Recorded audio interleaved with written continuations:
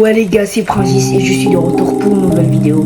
Avant de commencer, n'hésite pas à t'abonner, à lâcher un petit like, ça fait toujours plaisir. She coming with a breakfast cause she saw a young nigga pull up in the Rover. Now she said she wanna come over, yeah, but I don't want no love. I just wanna make a Bon, aujourd'hui on va parler de l'école. Je sais, j'en vois déjà arriver. Oui, l'école c'est dans un mois, c'est dans 4 semaines, ça passe vite. Faut déjà se préparer. En parlant de rentrée, est-ce que vous avez fait vos fournitures scolaires? Non, parce que je pense pas que je suis le seul à le faire 3-4 jours avant la rentrée, ou soit une semaine avant la rentrée. C'est impossible qu'on les fasse 3 semaines avant la rentrée. En plus de ça, les fournitures ça coûte cher. Plus tu augmentes en classe, plus tu augmentes en classe, ça veut rien dire. Ça coûte cher.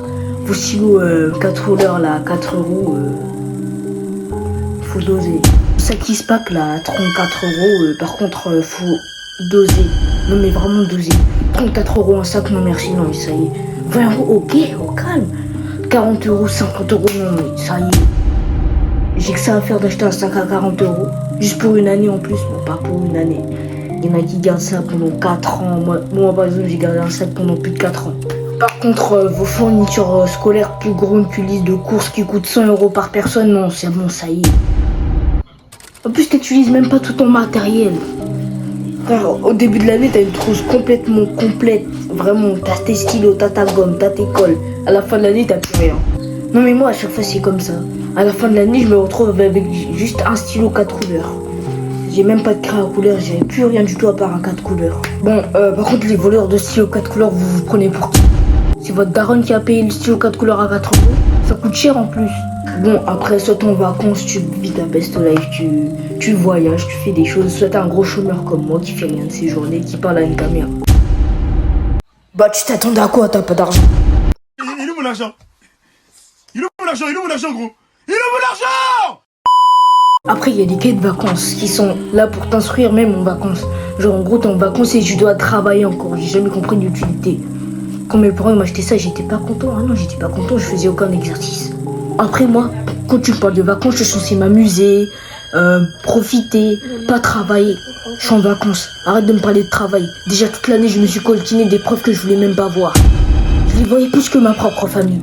Après, vient le jour juste avant la rentrée. Tu dois dormir, t'as préparé ton bel outfit pour demain, tu vois, t'es bien sapé et tout, t'as un bon flow. Là, vient le moment où tu dois dormir. Donc en gros, tu dois dormir. Donc en gros, tu fermes tes yeux, mais ton cerveau, lui, refuse de dormir. Du coup, t'es stressé. C'est ton cerveau, c'est mon corps ou c'est le tien? Non, mais parce que moi, j'ai envie de dormir en fait. J'ai envie d'être préparé pour la rentrée de demain. C'est le moment que j'attendais le plus. T'es vraiment sûr que tu vas à l'école? Là, tu somnoles, tu regardes partout dans ta chambre, t'arrives pas à dormir. Non, ça, c'est la pire sensation. En plus, vient la rentrée. Donc, tu te mets des objectifs en place. Tu te dis, ouais, cette fois-ci, je vais bien travailler. Je vais me donner à fond pour l'école. Tu les fais jamais. T'es toujours là sur ton téléphone H24, tu joues à la play, ou soit t'es occupé à faire autre chose. Mais t'as juste pas envie de travailler.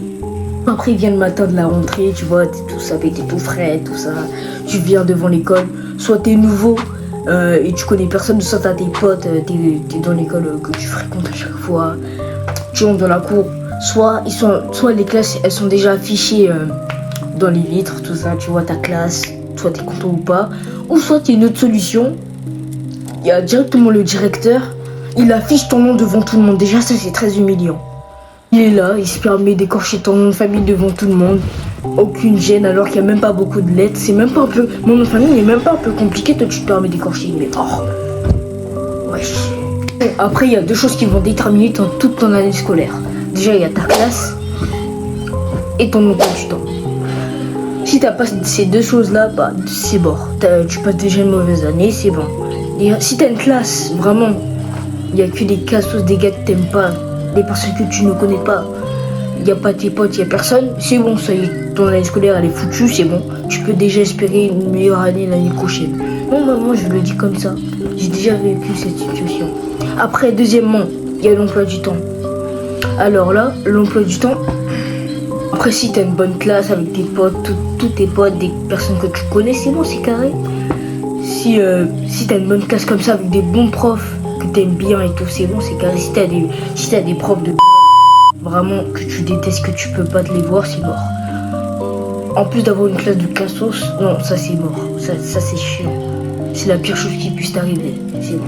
d'office, tu veux déjà une autre classe. Parlons de l'emploi du temps. L'emploi du temps va déterminer toute ton année scolaire, puisque c'est la plupart du temps où tu vas passer ton temps. Attends, c'est français ce que j'ai dit là? Ou soit t'as un emploi du temps vraiment nul à chier, vraiment nul. T'as jamais vu ça. 8h, 17h tous les jours, c'est bon, on est fatigué. On est fatigué. L'éducation nationale fait quelque chose. 8h, 17h tous les jours, c'est bon, ça y est, on est fatigué. C'est pas une vie, ça. Déjà, on est en hiver, 8h du matin, il fait nuit. Quand je rentre à 17h, il fait nuit. C'est fait pour m'abattre. Non, mais c'est fait pour m'abattre. En plus, moi, je faisais une option, donc je finissais tous les jours à 18h. Bon, pas tous les jours, faut pas abuser. J'avais un truc qui s'appelait devoir faire. Donc, en gros, soit de 16h à 17h, j'avais devoir faire, ou soit de 17h à 18h, j'avais devoir faire. Donc, en gros, moi, ce que je faisais, c'était que je tapais le plus grand sprint, et je tapais mon meilleur sprint pour rentrer chez moi. En gros, moi, ce que je faisais, c'est que je tapais mon plus gros sprint du collège jusqu'à chez moi pour qu'il m'arrive rien. Oui, je sais, je suis une grosse tapette. J'en ai rien à faire. Moi, je tiens la vie, moi. Je pense que ce qui serait le plus simple, c'est que vous enleviez les 17h, 18h et les 16h, 17h. Comme ça, tout le monde serait d'accord. Non, parce qu'on en a marre, 8h, 17h, on est fatigué. Déjà, on écoute vos profs toute la journée qu'on n'a même pas envie d'entendre. En plus de ça, ils nous rajoutent des devoirs.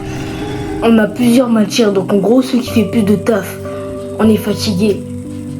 Notre routine, nous, c'est 8h, 17h tous les jours. Bon, pas tout le monde, mais je parle d'en général. 8h, 17h tous les jours, c'est fatigant, ça y est. Oh, on a autre chose à faire de notre vie que qu'aller à l'école. Vous pouvez pas faire comme les pays voisins. Genre, je sais pas, aux États-Unis, eux, ils commencent leur journée entre 8h et 9h comme nous. Et ils finissent entre 14h et 15h. En gros, ils ont du temps libre devant eux, ils peuvent faire ce qu'ils veulent.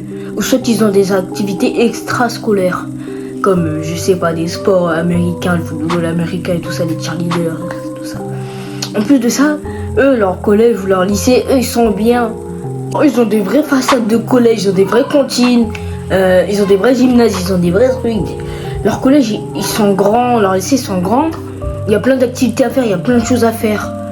On a des vieux lycées, on a des vieux collèges qui n'ont même pas d'argent pour faire juste un seul voyage. Et en plus, quand on fait des voyages, nous, c'est même pas en bus, c'est en train. C'est en train. Qui fait des voyages en train? Avec une classe de 24 personnes, d'où vous faites des sorties en train? Bon, après, il y a quelques exceptions. Il y a des collèges qui font des sorties en bus parce qu'ils ont l'argent. Nous, on n'a pas d'argent. Bon, en tout cas, nos collèges. Encore parler des emplois du temps parce qu'en fait, c'est vraiment important, en fait. C'est important. Donc, en gros, même en Espagne, c'est la même chose. En Espagne, ils commencent à 9h et finissent à 14h. Finlande, les enfants là-bas, ils sont hyper intelligents. Ils font pas beaucoup d'horaires de cours. Ils apprennent très bien là-bas. En Allemagne, tu choisis soit le matin, soit l'après-midi. Même dans certains pays d'Afrique, c'est la même chose. Soit tu commences le matin, soit tu commences l'après-midi. En gros, tu choisis tes cours. Alors que nous, en France, on est là, on est en train de rester bloqué dans le même système depuis au moins plus de 40 ans. En tout cas, j'ai essayé de faire un vrai résumé